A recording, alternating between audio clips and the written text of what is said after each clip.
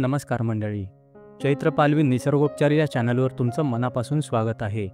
मित्रांनो, या व्हिडिओमध्ये तुमच्यासाठी एका अतिशय महत्त्वाच्या विषयावर माहिती सांगणार आहे. पित्ताचा त्रास नैसर्गिकरित्या कसा कमी करावा आणि शरीराची प्रतिकारशक्ती कशी वाढवावी.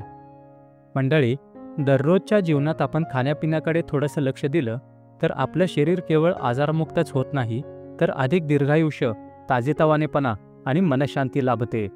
या व्हिडिओमध्ये तुम्हाला अशा 5 पदार्थांबद्दल माहिती देणार आहे ज्यांचे नियमित सेवन केल्यामुळे तुमचं पित्त कधीच वाढणार नाही, शरीरातील उष्णता आणि चिडचिडेपणा कमी होईल, तुमची रोगप्रतिकारशक्ती इतकी बळकट होईल की अनेक आजार आपोआप दूर होतील आणि सर्वात महत्त्वाचं म्हणजे आयुष्य निरोगी, संतुलित आणि प्रदीर्घ होईल. चला जाणून घेऊया हे 5 पदार्थ कोणते आहेत आणि ते आपल्या जीवनात कसे बदल घडवू शकतात. मूग. मित्रांनो, मूग हे थंड प्रकृतीचे असून पचायला हलके असतात. इतर अनेक कडधान्ये पचायला जड आणि त्रासदायक ठरतात, परंतु मूग हे सौम्य, पौष्टिक आणि त्रिदोषशामक असतात. मुगाचे नियमित सेवन केल्यामुळे आम्लपित्त आणि गॅस्ट्रायटिसमध्ये फायदा होतो.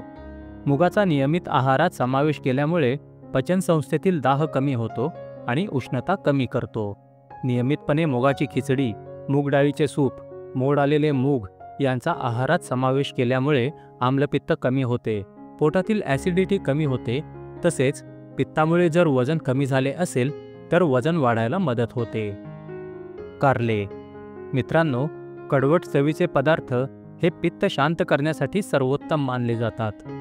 कारले ही भाजी चवीने कडू, प्रकृतीने हलकी, थंड व रक्तशुद्धीकारक आहे. कारले हे अतिशय औषधी असून मुख्यतः पित्त कमी करण्यासाठी आणि लिव्हरचे आरोग्य चांगले ठेवण्यासाठी खाल्ले जाते.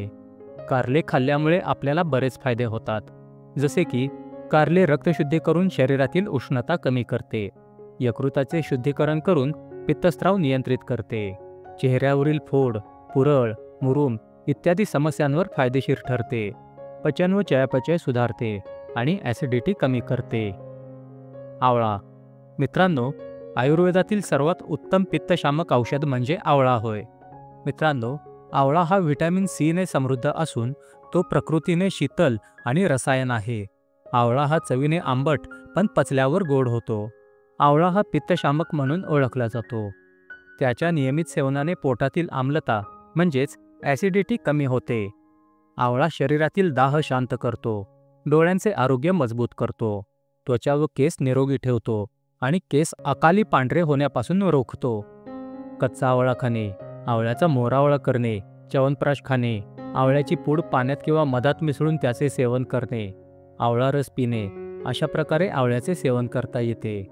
पित्त वाढले असल्यास आवळा रसात खडीसाखरेची पावडर टाकून पिल्याने फायदा होतो. शक्य झाल्यास त्रिफळा चूर्णाचे सेवन करावे. त्रिफळा चूर्णामध्ये आवळा हा मुख्य घटक आहे आणि शरीरात वाढलेले वात, पित्त आणि कफ हे सर्व कमी करण्यासाठी त्रिफळा फायदेशीर आहे. त्रिफळा चूर्णाचे फायदे सांगणारे व्हिडिओ या चॅनलवर तुम्हाला बघायला मिळेल. शतावरी. मित्रांनो, शतावरी ही वनस्पती शीतल म्हणजेच थंड, गोडसर आणि सर्व धातू पोषण करणारी आहे. शतावरी स्त्रियांसाठी फायदेशीर तर आहेच, पण लहानांपासून मोठ्यांपर्यंत सर्वांसाठी पित्तशामक आणि पचन सुधारणारी आहे. शतावरी पित्तविकारांवर खूपच फायदेशीर आहे. शतावरी शरीरातील उष्णता व दाह कमी करते, मानसिक चिडचिड कमी करून पित्त कमी करते, धातू पोषक गुणधर्मामुळे थकवा आणि पित्तामुळे येणारा अशक्तपणा कमी करते, तसेच पचनसंस्थेच्या आतमध्ये असणाऱ्या श्लेष्मल त्वचेचे आरोग्य सुधारते. जठरामधून पचन सुधारण्यासाठी जे ॲसिड स्त्रवत असते त्याचा स्त्राव नियंत्रित करून पोटातील आम्लता म्हणजेच ॲसिडिटी कमी करते आणि पोटातील जळजळ कमी करते. शतावरी आपण बऱ्याच पद्धतीने वापरू शकतो, जसे की शतावरी चूर्ण दूध किंवा मधासोबत रोज घ्यावे. शतावरी सिरप किंवा कॅप्सूल स्वरूपात घेता येते. तसेच मित्रांनो, शतावरीचा दीर्घकाळ टॉनिक म्हणून आपण वापर करू शकतो. ज्येष्ठमध. मित्रांनो, ज्येष्ठमध हा गोड, शीतल आणि स्निग्ध आहे. शरीरात वाढलेले वात, पित्त आणि कफ हे सर्व बरे करणारा असून शरीराला ताकद देणारा आहे. मित्रांनो, ज्येष्ठमध हा पित्तशामक असून त्याच्या नियमित सेवनाने अनेक फायदे होतात. याच्या नियमित सेवनाने ॲसिडिटी, अल्सर आणि पचनसंस्थेतील दाह कमी होतो. तसेच घसा बसणे, खोकला आणि श्वसनातील त्रास दूर करतो आणि शरीरातील अंतर्गत जळजळ शांत करतो. मंडळी, आता आपण पित्त संतुलित ठेवण्यासाठी जीवनशैली कशी असली पाहिजे ते पाहूयात. नियमित दिनचर्या. वेळेवर जेवण, झोप आणि काम करण्याची सवय ठेवावी. थंड वातावरणात राहणे, दुपारच्या उन्हापासून दूर राहणे, नारळाचे तेल किंवा वाळा आणि चंदन लावून अभ्यंग करणे.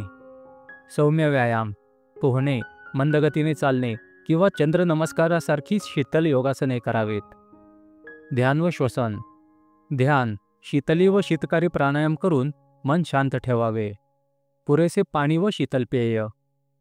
पाणी पुरेसे आणि भरपूर प्यावे, तसेच नारळ पाणी, कोरफडीचा रस आणि धन्याचे पाणी घ्यावे. मद्यपान, कॉफी, चहा आणि थंड पेये टाळावीत. तर मंडळी, पित्ताचे संतुलन राखणे म्हणजे आपल्या शरीरातील पवित्र ज्योत जपणे होय. पित्ताचे प्रमाण योग्य प्रमाणात असेल तर ही ज्योत आपल्याला तेज, धैर्य, आरोग्य आणि उत्साह देते. परंतु असंतुलन झाले तर शरीर आणि मन हे दोन्ही सुद्धा जळू शकतात. म्हणून मूग, कारले, आवळा, शतावरी, ज्येष्ठमध यांसारखे पदार्थ तसेच शीतल व संयमी जीवनशैली अंगीकारल्यामुळे पित्त शांत व संतुलित राहते. तसेच पित्ताची ज्योत न विझता आपल्याला जीवनभर प्रकाश आणि शांततेने उजळून टाकते. व्हिडिओ जर आवडला असेल तर लाईक करा, शेअर करा आणि चॅनल नक्की सबस्क्राईब करा. धन्यवाद.